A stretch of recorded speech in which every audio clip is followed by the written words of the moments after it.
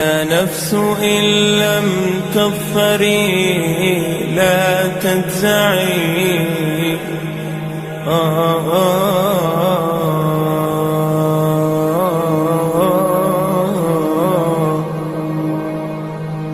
يا نفس إن لم تظفري لا تجزعي، وإلى موائد جود مولاك ارجعي.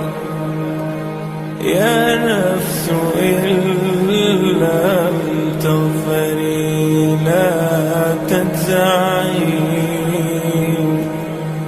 وإلى موائد جود مولاك ارجعي. وإذا تأخر مطلب فلربما في ذلك التأخير كل المطمع. فاستأنسي بالمنع وارعي حقه، إن الرضا وصف المنيب الألمع.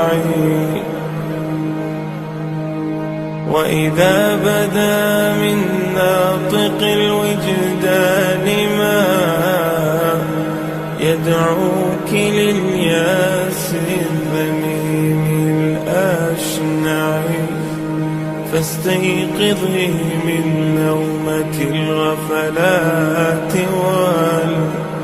وليكن الرجاء